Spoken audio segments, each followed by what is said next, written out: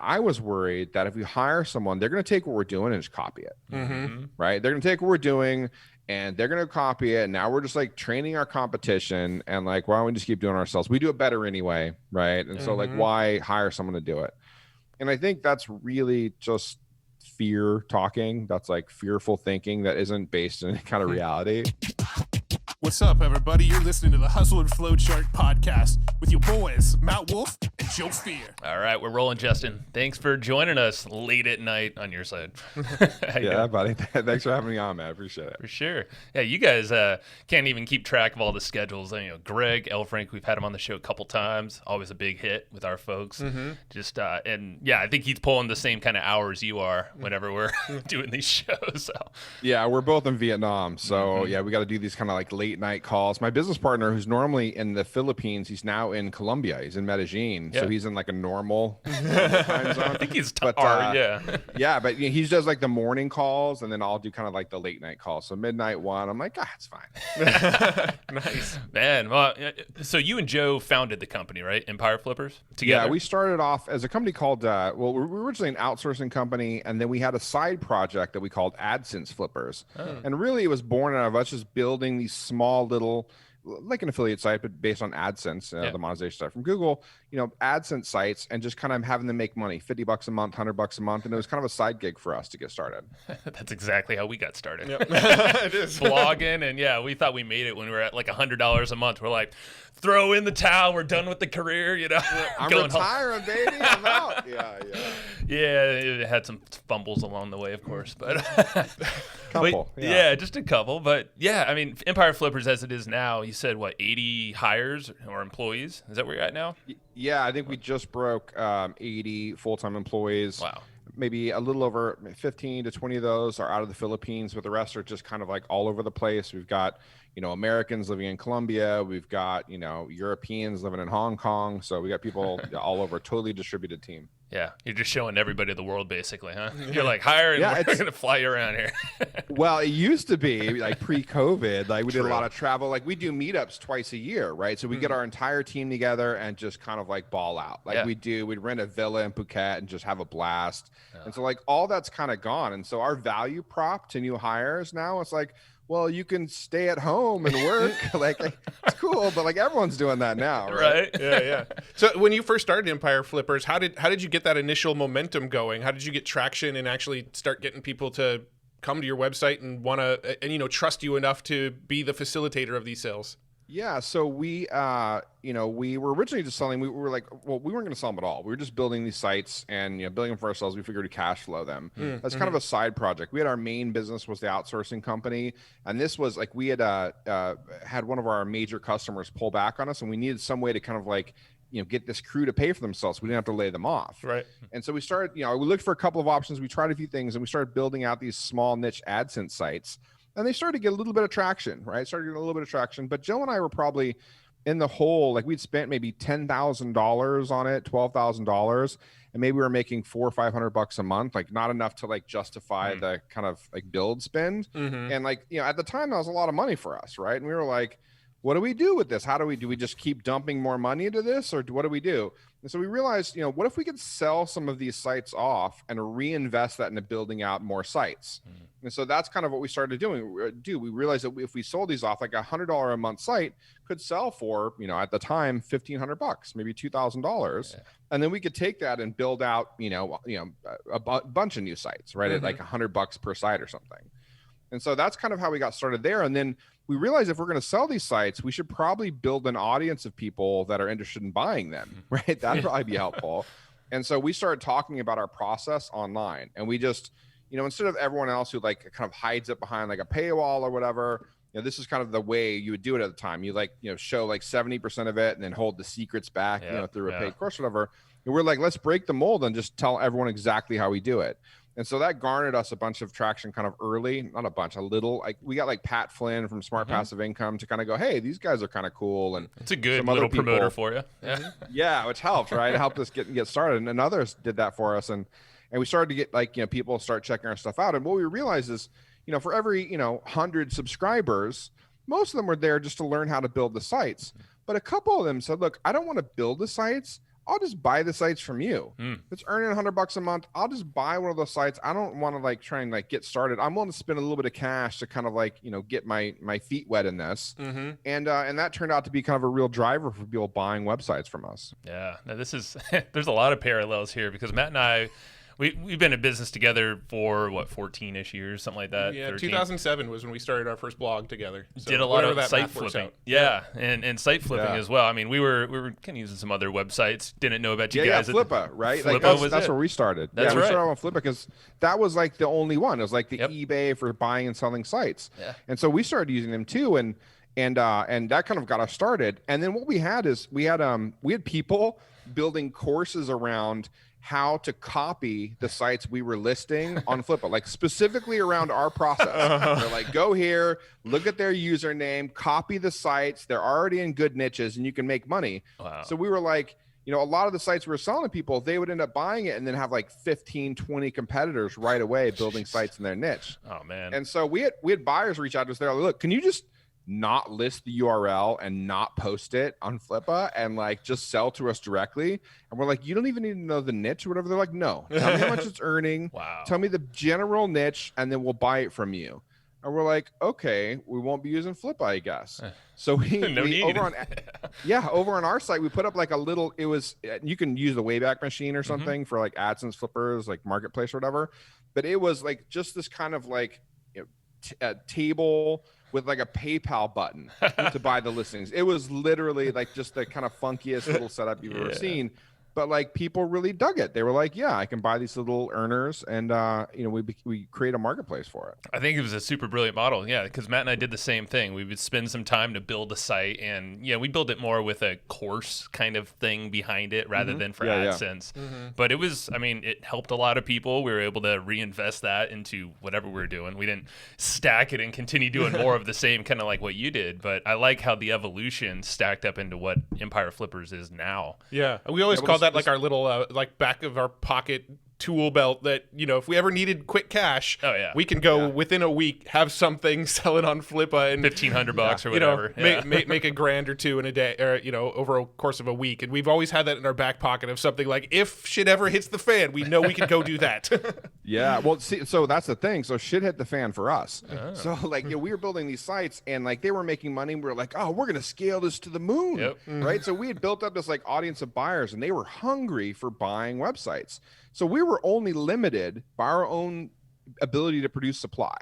So like there's a marketplace problem. I don't know if you guys are familiar with this, but you need to get like network effects, and you need to solve one side of the equation first. So we'd solve the supply side. Like we were delivering the supply until we weren't, right? So these sites we were building, they made money at first. And then I think it was there's a bunch of Google updates. One of them was the EMD update, the exact match domain update. And it crushed our process. Instead of like making profitable sites, we went down to barely profitable, a bunch of losers, a few winners that like made up for it, but like it crushed our process. And so, you know, we'd had a bunch of people ask us, they're like, hey, you've got these audience of buyers, can I just sell my site with you?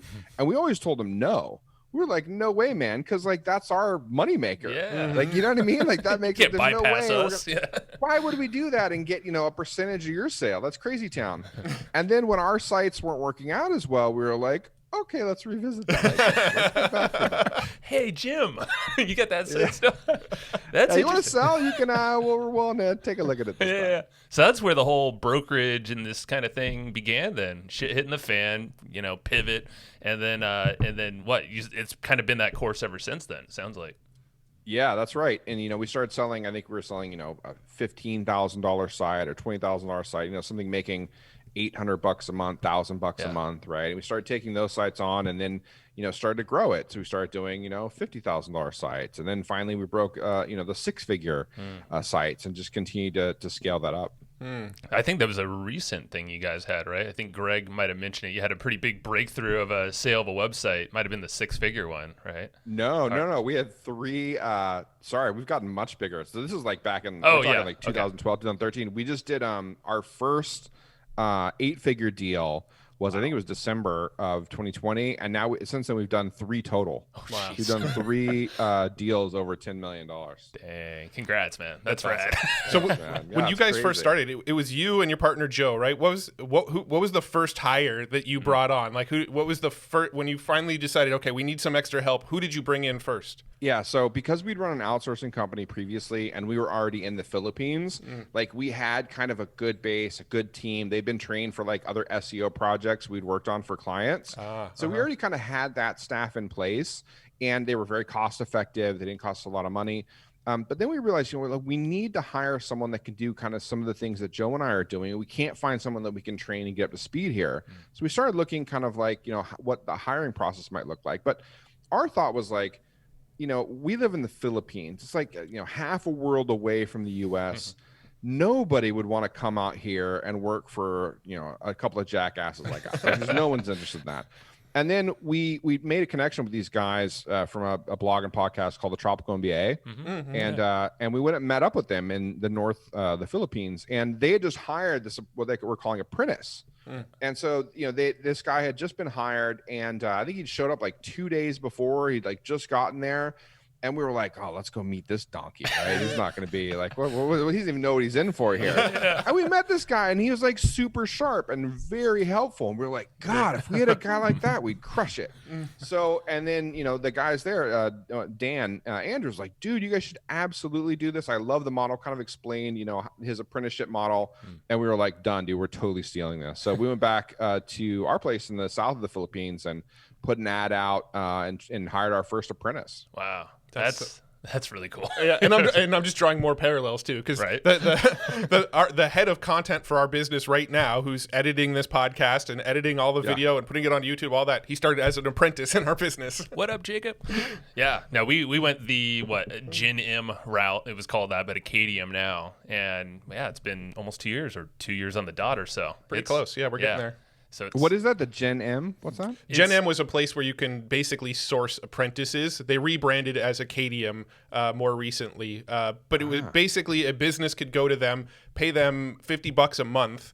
Gen M, time, at least. At the time, I don't know what it costs now, but at the time, you could pay Gen M $50 a month. They would match you with an apprentice, and then you didn't pay anything on top of that $50 a month. But after what was it, like 30 days or 60 days or something like that, you had to choose whether or not you wanted to hire on the apprentice full time. Or not full time, but if you wanted to hire on for more hours. Right. Gotcha. So let me explain kind of how the apprenticeship worked for ours. Like, it wasn't an apprenticeship, but it was a paid apprenticeship. So our idea was like, look, we're bringing them halfway around the world. There's a couple of things we want to solve. First off, we don't want them like, oh my God, where am I going to get an apartment? Who's going to take me around to look at places? How am I going to get my visa sorted? Like, all of those kind of issues you run into when you move abroad. So we were like, look, we're just going to take care of all of that for you. Wow. Joe and I had a townhouse. We had an extra bedroom. We're like, you're going to be in this extra bedroom. Done. We've got maid service at the townhouse to take care of. They'll cook, clean, take care of you. Like, all that's done. Nice. Your house food is done. Like, you just come over here in our heads. You come over here, we're just going to put you to work, man. That's it. Right.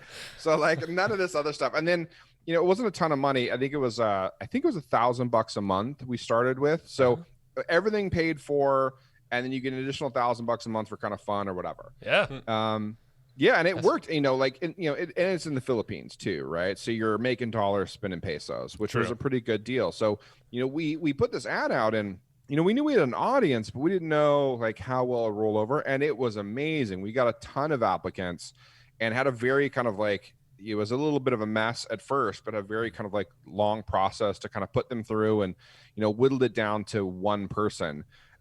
Looking back, I'll just mention this, we hired one, but there were 3 that were super good.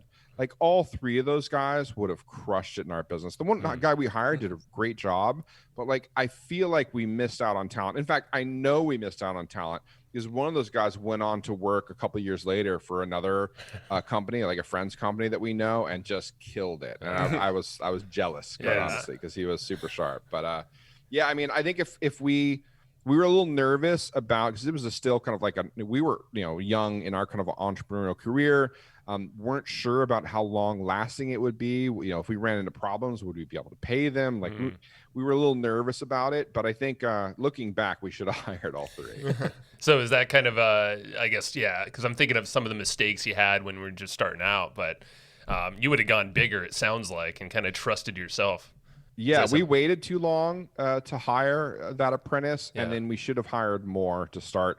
Now, it would have amplified some problems we had, which we can get into. Yeah. But I think it also would have kind of like sped us through and got us to the answer sooner. For example, we were hiring these apprentices, and we were telling them 6 months to a year, you're going to be a baby bird out of the nest. We want to push you out and like have you be an entrepreneur. And this was our kind of mindset. We thought we were hiring people that necessarily wanted to be entrepreneurs. And what we found were some of the people were like, well, I could go, start building sites or whatever, but I'd rather work with you guys. Yeah. And so they started asking us about like, what's my long-term pay look like? Or, am I going to get like health benefits? And we're like, what?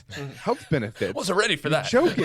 You're joking, right? Like you're going to go be an entrepreneur. And they were asking us questions that we weren't ready for. And so we fumbled around a little bit with the first couple of apprentices trying to figure that out and solve that and realize, it is an apprenticeship, but they're going to stay on longer term. We're going to put them in kind of like, more permanent positions and eventually move them into like roles of leadership in our company. Right. And that's one of the benefits. Like, yes, it was cheaper pay for us to start, but we made it really easy for them, set them up completely. And they also had a seat at the table. So when Joe and I are in this like strategy meeting, trying to figure out like what we're going to do or whether we're going to pivot or we ran into a problem or creating a new website, they were like seeing everything go down. The and fisticuffs like, and everything. Yeah, they were in the room where it happened, so to speak. Do you know what I mean? And Sure. like that's super valuable to like a 20-something that wants to be an entrepreneur and is like, trying to figure it out. Yeah. No, I can just think of the strategy meetings Matt and I have, and I think I heard from some other podcasts, you and Joe, it's like, there's things you'll debate, and sometimes it'll sound like arguments or, and it's like, no, it's just figuring out the plan and, or the goal of whatever the project is. So I would imagine it's so damn valuable to an apprentice to see that. Yeah. Super and fun and interesting. And it also provides another voice. Like maybe Joe and I like kind of making decisions, but it also gives us some perspective and feedback. Right. So that's helpful. I'll tell you, by the way, you mentioned the strategy messaging. I don't know if you guys do this or any of your audience does this, but it has been like dramatically helpful for us over nearly a decade. So we do, and it's a quarterly strategy meeting where we sit down and we plan out exactly what we're going to do. And I'll just kind of break it down, like that'd be great. how we do it. It started off as really basic, and we just kind of put it into Google Doc. They're still in Google Docs, by the way. Perfect. But we plan out kind of like, what's our long-term vision? Like our, oh shit, like we crushed it, we made it vision. Like what's that look like 3 to 5 years? Okay, 5. Okay, 3 to 5. 3 is for us. We're so short term. I know. But like 3 to 5 years. Like what does our best kind of company look like? And then we kind of paint the picture, and then that doesn't change very often. That's kind of every quarter. It's mostly the same. And then we break it down. We say, okay, what do we need to do this year to be on track for that 3 to 5 year plan? And so we do that in Q1 of every year. We'll do the annual, and then we do the quarterly. So we do, what do we do last quarter, to hit our goals? And then what are we doing for this next quarter to make sure we're on track for our annual? And it started off just kind of like me, Joe, and an apprentice or two kind of going through this. And now we have like full on departmental sections and kind of what their goals are and how they're doing it. We like turn this into a real beast. But the thing is like, it's easy to just kind of like float in the breeze, kind of based on, what's going on, or Google changes or Amazon changes or whatever. And this gives you like a goal, and you're not going to get there directly. There's going to be some ups and downs. There's going to be some peaks and valleys, but like it gives you a path to get there, and you can adjust the path. You can tweak it over time, but like just having that kind of like further out vision and a like short-term path to like guide the way is super helpful. What are some key things that are on that document that you plan for? So, you have your further out vision, the 3 to 5 years, but what are those quarterly things that you're looking at? Yeah. So things like, okay, like on the marketing team, for example, right? Like we'll have particular goals on like what kind of KPIs we need for leads brought in for sellers, right? So these are kind of the number of sellers we need to bring in for this year. And we know based on how many sellers we bring in, we list this many. and on average they list for this price. So it gives us a good idea on the sell side of the house how many deals we'll do. Gotcha. And then so that's kind of the annual goal. And then quarterly it's broken down on, okay, here's how many sellers we brought in via this channel. Here's how many we're going to try to attract with this path. So we're going to do X amount of podcast interviews, or we're going to have, this many guest posts go live, or we're going to do, a Reddit AMA this quarter to help boost kind of a growth. So we have like all of the different things on the marketing side kind of targeting that KPI. And so we do that for a bunch of different KPIs that we have. Nice. Yeah, no, I love that whole plan. So I guess maybe we go back to the apprenticeships now, because I think this whole hiring thing is super fascinating. So, speaking to our audience, they probably don't have 80 full-time folks, most likely, maybe a couple or maybe none. Maybe they don't know anything about employees and all that, and because there's a lot of stuff there. How does someone hire their first apprentice? And, maybe that goes back in the day when you were kind of figuring this out, because now you have it dialed in, like you were saying. But what are some of those steps that someone could take? Yeah, so it helped that we already had an audience. Yeah. So we already had an audience of people that were kind of paying attention to us, reading our blog, and listening to our podcast eventually. And so that made it much easier for us. And if you don't have an audience, the benefit today is that there are a gazillion job boards out there. For hiring kind of remote workers. They're just all over the place. And so, my friend runs Dynamite Jobs, but dynamitejobs.com, but there's a bunch out there. And so hiring remote workers is relatively like there's paths, there's people that will help you do it today. So, for us, we put our blog post up basically, and we kind of painted the picture on like what the role would look like. And we mentioned things like, this is the kind of job that we would have wanted 15 years ago. Like, we would have been hungry for something like this, and we're hoping we can find the right person. And we were very like, this isn't going to be just a lifestyle business, lifestyle job. This isn't going to be something where you just come and sit on the beach all day and pluck away at a keyboard every once in a while. Like, you're going to be working, but you're also going to be working directly with entrepreneurs. You're going to have everything taken care of in terms of your housing, your food, your maid service, like all that's going to be done for you. You're just going to be able to bang it out. And so I think that really drew in hustlers, like people that were willing and interested in like really hustling. It also, and not everyone's going to have this opportunity, but like we were able to take people kind of out of their comfort zone and have them come halfway around the world. So it's not like you're just kind of around everything you're used to and kind of fall into old patterns. You're in a completely new environment. And like, I think that really helps. It's a commitment level by people taking that step. Huge. And then, it's really great for like kind of bonding and hanging out, right, with your now like supervisor managers. But at the time, like us, it's a good time for us to get to know you and for you to get to know us. Yeah. So, I mean, if you're in the US and you're hiring someone in the US, you can't do it exactly the same way, but you can do a thing where you make it, if you're there, you're having them come to you, then make it really easy for them. Get them the place, get them kind of set up, get them like, we would send out an email for people that were coming, and they would have like all these different things. Here's what to prepare as you make the move. Here's what you needed to check into. Here's like what credit cards you should get. Like, here's what you should sign up for this bank account, like that kind of stuff to make it super easy for you. And I think that helps people a lot. It really kind of like, helps them kind of take that leap. Yeah. Well, it's almost like here's your SOP manual for moving, to this foreign land that you probably have never even heard of, some of the towns or whatever it is over there. I think one of the other things we did is we required a video. So anyone that was applying for the job, we'd have asked them a bunch of questions. So we actually didn't care so much about resumes at all. We didn't care about your school. Like, that wasn't of interest to us. It was literally ask them questions to better understand kind of who they are, and then had them submit a video.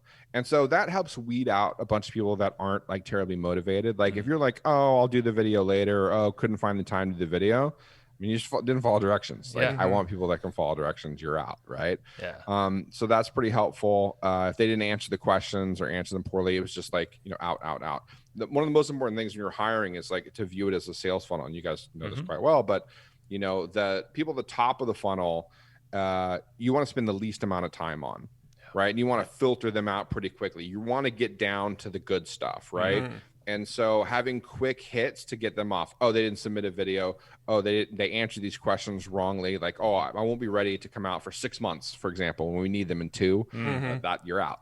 Yeah. And so having ways to kind of whittle them down to the kind of like qualified candidates is key. And you need to do that without spending too much time. Yeah. No, it's like the stuff I remember in Odesk or Upwork. Yeah. You say a couple things, or you like complete this sentence, or put this word in the subject line, and you know all these. Yeah, like, and they started doing nuggets. the double. Yeah, They were like, okay, did you find? You got to find the carrot or whatever, and then they Right. started doing like a second carrot. And I like the YouTube thing though, because you see their personality, how they present themselves, if they follow directions, of course.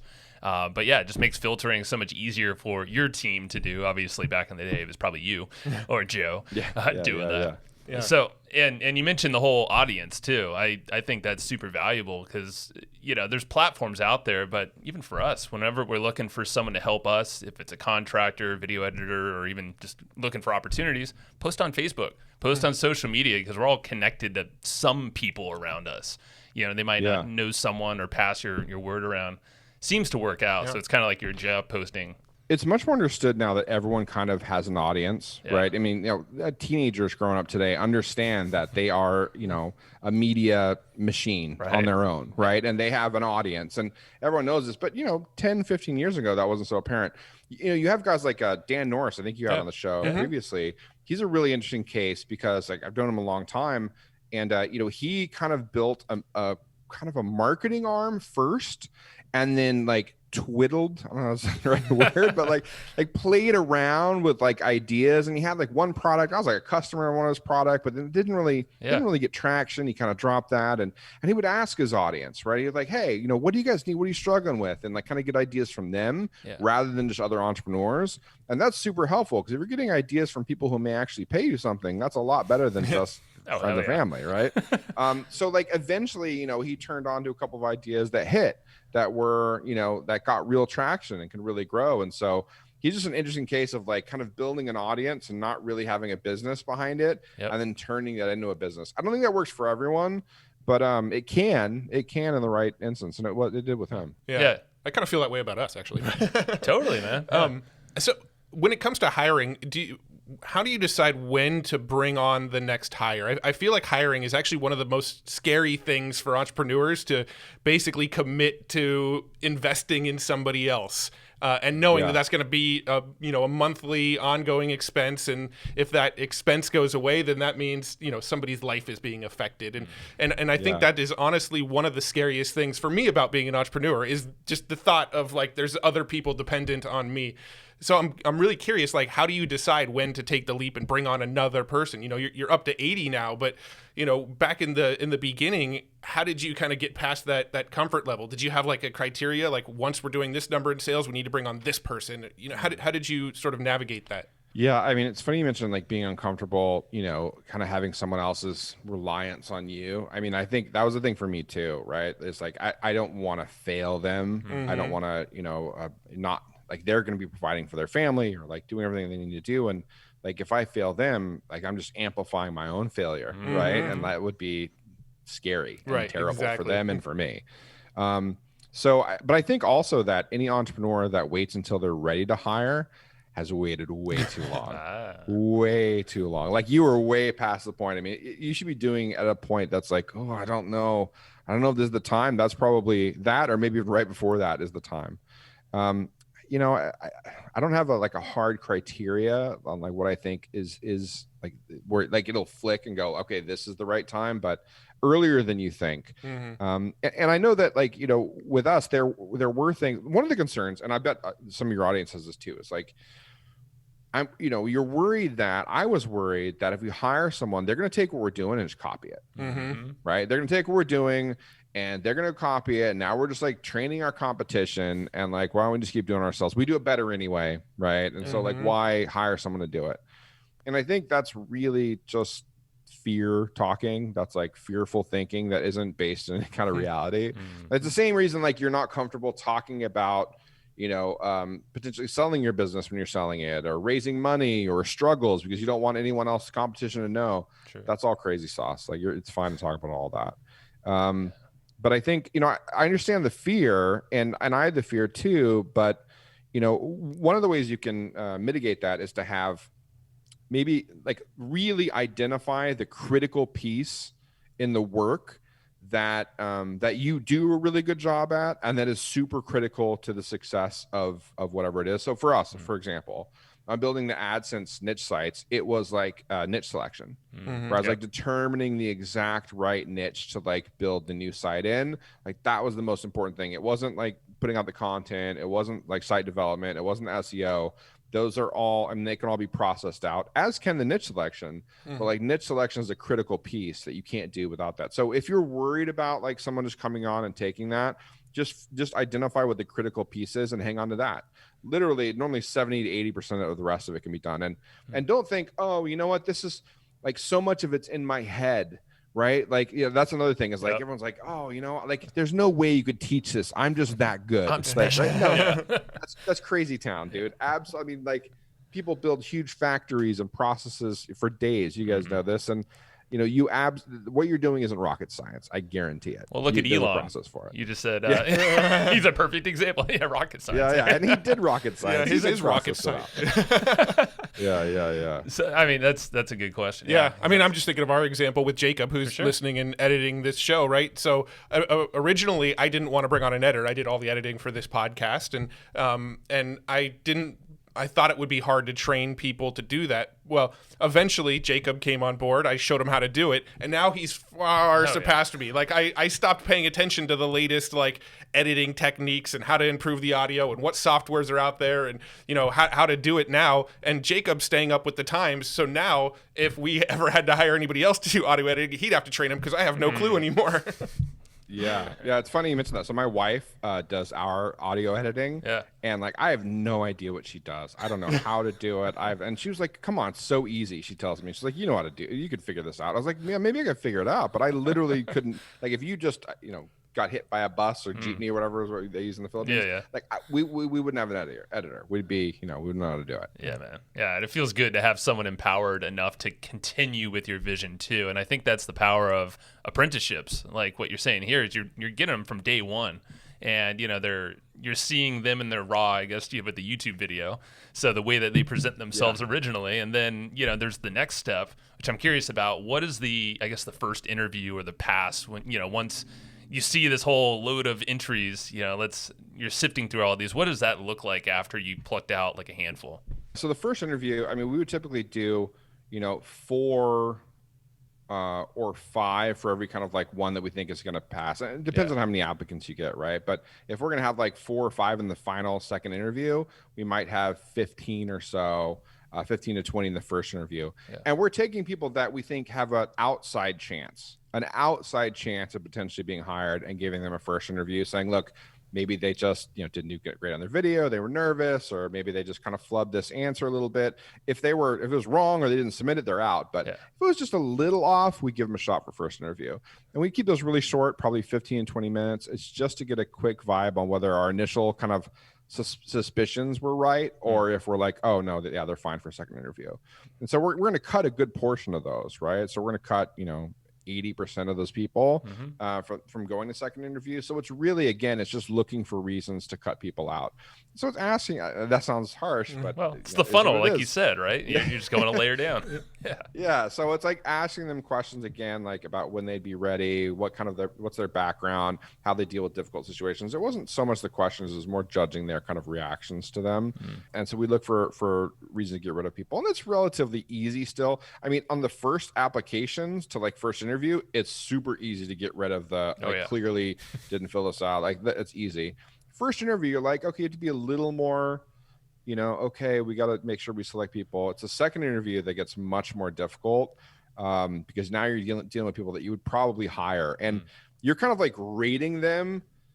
And I found this out later. You're rating them. I think this person's better, and that may not have a lot of factuality once they actually come on board. It's just the best you can do. I think it works out over time if you do it right, but like we had people interview 3 or 4 times and eventually hire them, and they crush it. They were told no for a bunch of other jobs, but they end up crushing it for us, and we kind of like missed it the first couple times around. So what is something now after doing all of these, or your team doing them now, like is there something that just stands out in the first and second interviews that you might have let pass, or like, oh, okay, that was nice, but now you're just like, oh, hell no, like that's a red flag now? Yeah, like in the second interview. Either, the first or second. And maybe start with the first, since that's kind of the first time where you're like, okay, you got to start being a little bit more critical here. Yeah. So in the first interview, again, it's pretty short, it's pretty Yeah, quick, that's true. but just kind of following up on some of the answers they gave previously. If they say anything that contradicts themselves from what they said previously in their kind of written answers, Yeah. that's a really good thing. So ask them for verification on things like that. Ask them how much, like, what research did you do on our business?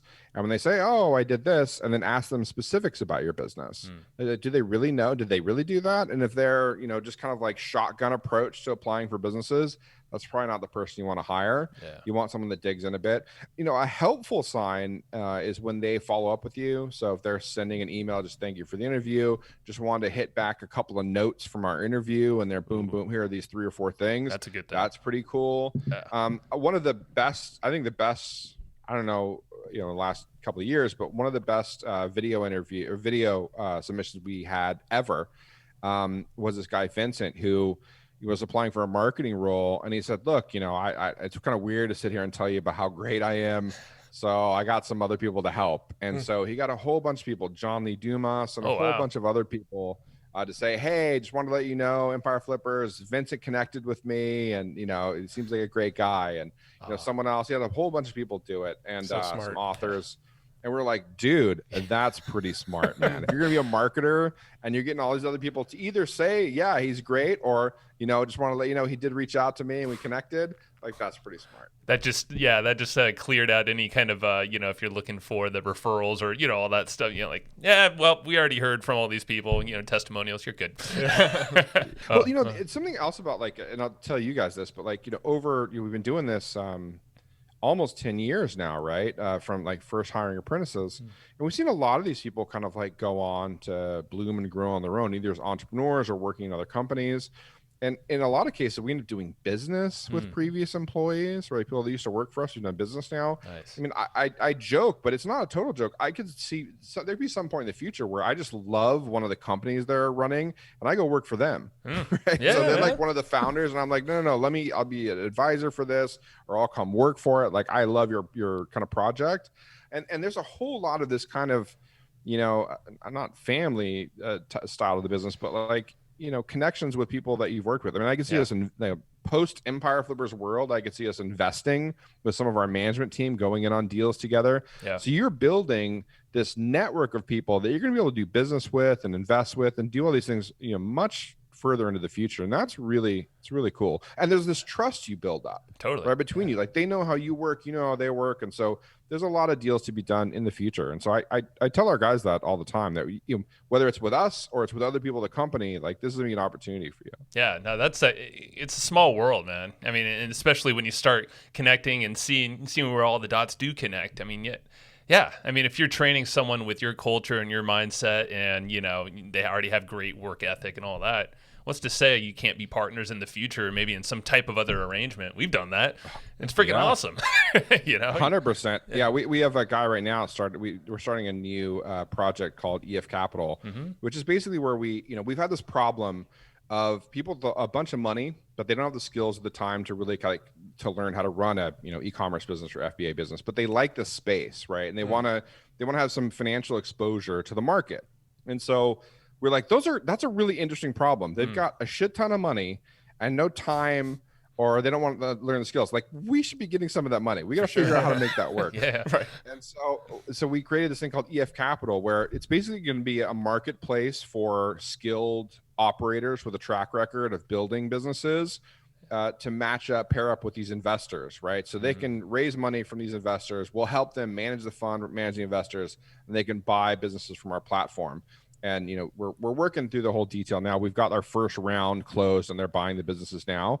But this came about from one of our employees who we discussed and kind of like this problem with for a number of years. He was like, I think I got a way to solve this, guys. And so we talked about it over a number of months, and kind of set up the business through him. It's now a separate entity. We're working with him on the business, and I think it's it's really exciting. There's lots of opportunities to do deals like that. One of the unique problems we have is a lot of our employees, because we buy and sell businesses, we broker the sale of these businesses. you know, a lot of them are like super successful. So people bring us these businesses and they're crushing it, dude. They're making like $200,000 in profit a month, just crushing it. And our employees are like, dude, like these successful businesses are everywhere. Like anyone can be successful. Like I talked to this guy and, you know, he's all right, but like he's not the smartest guy ever. Like I think I could do that. He figured it and out. so, yeah. So I, you know, one thing we have to remind them is that, you know, it's a fallacy or like a problem where we only see the successful ones, right? So like if you're coming to list or sell your business with us, we don't see any of the guys that kind of failed in the junk heap of like was an idea, tried it, didn't work.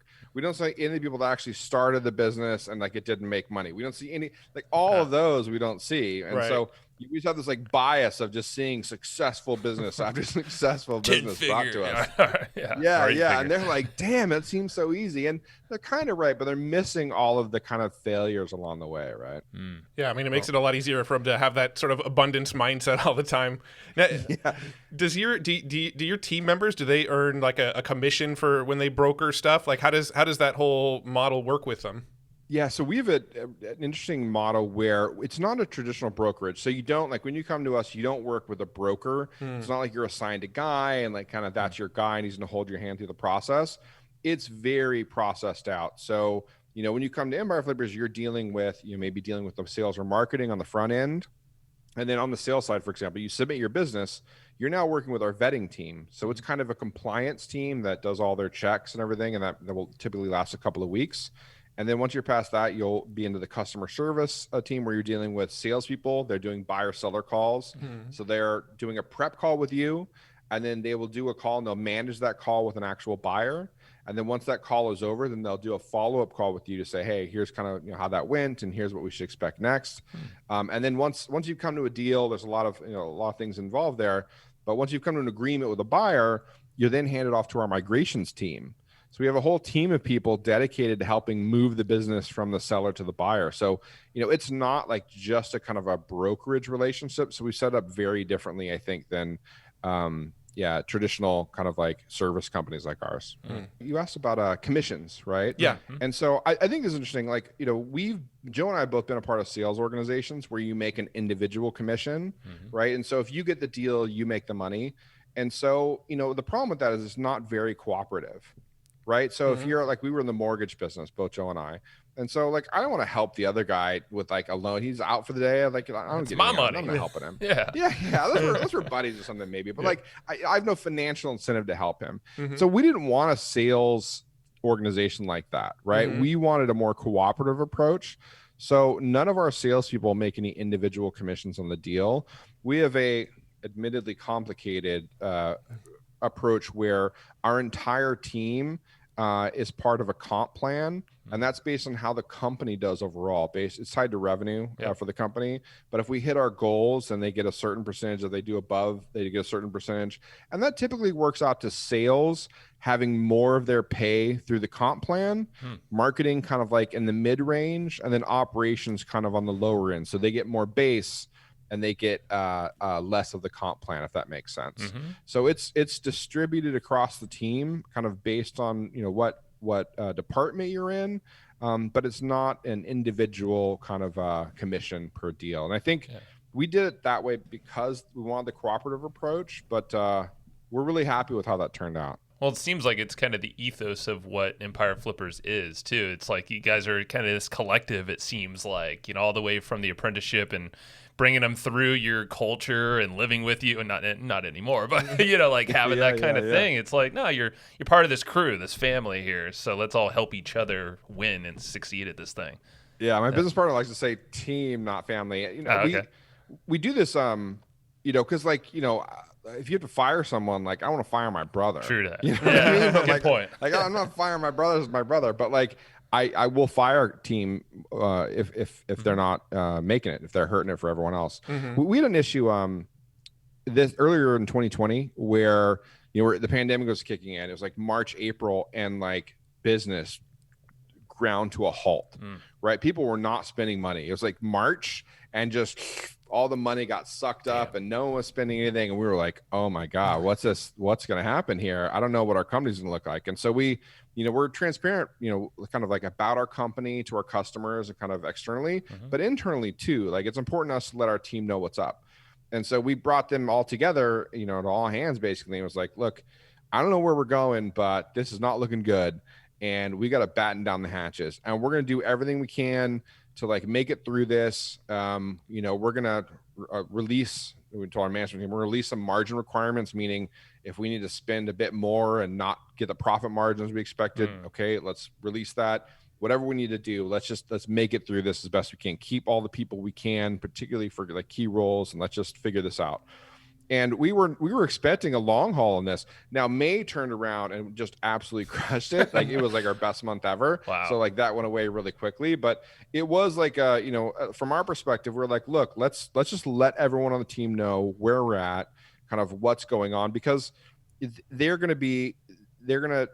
breeds trust. Yep. Right. And they're going to know that when we come to them and say, hey, look, we need to do this right now. Like this is where we need to go. They're going to believe me. They know why. Right? Because I'm telling them what's up. That's cool, man. Yeah, that transparency, even if it's not like said, clear, it's just known like, oh, I could trust them more now that, okay, I can see the shit is hitting the fan right now, but the fact that, maybe it's more of a focus, more of a dedication to turning this thing around together. Well, it also allows them to sort of mentally prepare. Like they could, if they're kind of hearing this stuff, they're starting to get ready. Like, okay, what's my plan B if this goes the way it might go? Yeah. There's a little bit of peace of mind, at least on the entrepreneur's mind, that they actually are getting a little bit of leeway to kind of start thinking about some plan Bs here. For sure. We did the same thing in the Philippines crew many years ago when we had to bring them together. We had to shut down our office at one point, which was a thing. We were didn't have the money, couldn't keep the office open, so everyone's gonna go home.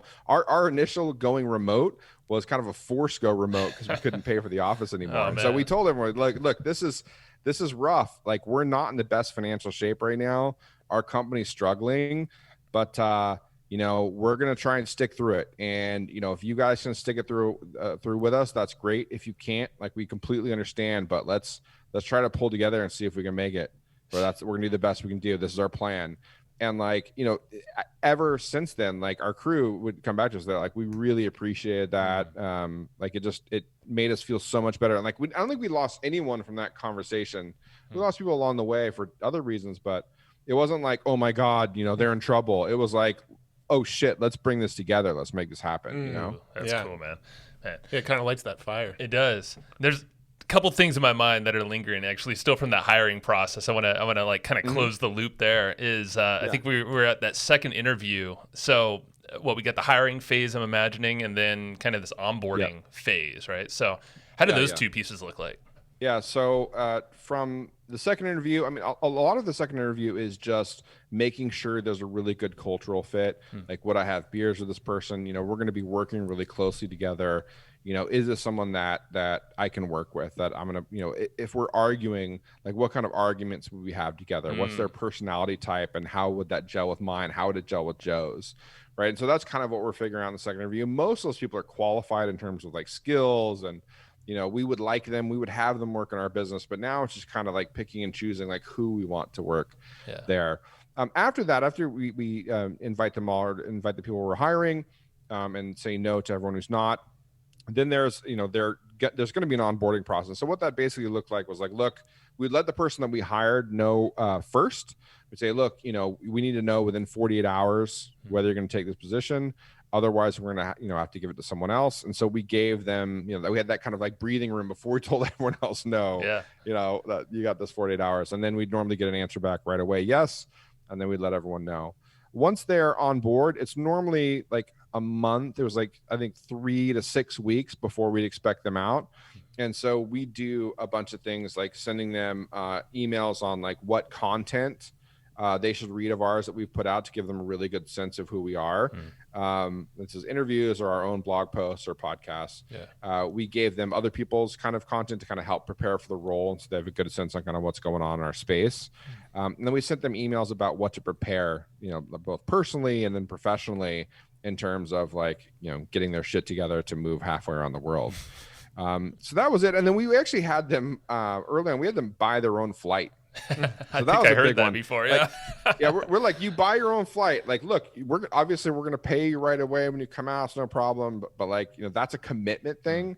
And I think one time we paid for someone's flight to come out because he was like really young and we knew he didn't have any money. But like everyone else, we had them pay. And it's a commitment. If they're willing to do that, everything else, once they get out there, we do everything for them. But just we want them to buy that flight, and it's kind of a step. We don't do that stuff now, but yeah, it's interesting. Man, I mean, just the fact getting that commitment to getting someone to fly across the world, and especially if they've never been there before to anywhere new. But go ahead. We've changed now. This has changed a ton. It's kind of the onboarding, but like. When we were starting out, we would have, I think it was a Google spreadsheet with all the logins they would need. And so we would just kind of go through and make sure they had all the logins and then track it in the spreadsheet on what logins and access they had to everything to kind of get them started. And then we would just kind of like walk them through, the basic kind of like process for different departments. This is what sales does. This is what marketing does. As we grew, this got really messy because, if you're in the let's say you're getting hired for an operational role like the migrations team, like if you have the migrations person telling you what marketing does, like that person may have a totally different perspective than a salesperson telling you what marketing does, and so it was messy.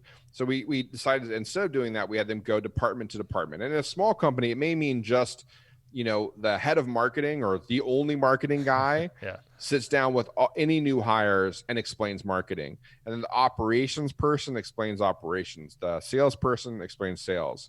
And so that's a really good way to do it. Now we have an HR person that kind of does that hand holding. And then, Joe and I would do kind of a, founder story and kind of Q&A with the new hires. And we do that still today. Yeah. It helps with all the podcasts. I think you have like 4 or 5 podcasts or something like that. You have a whole bunch of them. Yeah. So. There used to be the Justin and Joe show is what we lovingly called it, right? It was like us always doing podcasts, like us always doing the content. It was just us. Hey guys, it was all over the place. And look, I mean, hey, it helps because it's like it's personality driven brand, right? People get to know you, they like you, they trust you. But like, it's hard to like build a larger business that way. And so, luckily we made the transition to, allowing kind of other personalities in the space and taking some of the load off of Joe and I to where our team can start to be out there and start to get known for kind of the things that they do. And that's been a huge help to us in terms of like being business owners. So it lets us take a step back from just banging out content all the time. For sure. Yeah. It reminds me of our friend Roland Frazier. He has this thing, the dancing bear concept. It's like once you stop dancing, the show stops basically, and that's if it's all you, everything, But that's so true, bro. Yeah, that's man. So true. But I like integrating the team in there. We've done the same here, and it's cool to kind of share the stage or give the stage in some senses. And then again, it's like a culture thing. It's also weird. I'll admit that there are times where I get a little. Like, that's my spotlight. You know what I mean? Like ego popping up. Why are you stealing my thunder? Like that. So that's, as a marketer, like that's something you have to I struggle with. Yep. And hand over the reins. Like Greg is a good example. I know like Greg on the show. Yeah. Where there are times where I'm like, I want to go grab the reins from him and like, no. And I'm like, nope. You know what? He's got this, man. I believe in this kid. I wouldn't say it that way. But yeah, exactly. Yeah. Well, you got anything else, Matt? Yeah, I mean, I'll just circle back around to that other question. If somebody was looking to get into like selling a website and they wanted to build something, bootstrap it, and sell it on Empire Flippers, what sort of path would you recommend they take to set it up to sell? Yeah, so it probably depends on the type of business you want to build. And, there's so many different types.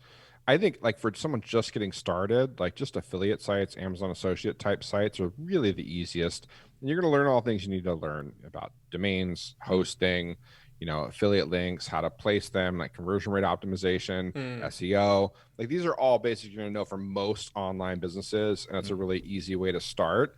In terms of preparing to sale, I mean, there's a whole bunch that goes into that. I mean, if it's, with us in particular, an Amazon associate site needs to be making at least $500 a month for 6 months. So those are kind of the minimums. For any other type of business that's any more complicated, FBA, e-commerce, Kindle, it's $1,000 a month minimum. So you need to kind of cross that threshold. And then you can get ready to sell. You normally want to be running it at least a year. So the business needs to be at least kind of a year aged before anyone's really going to be interested in buying it.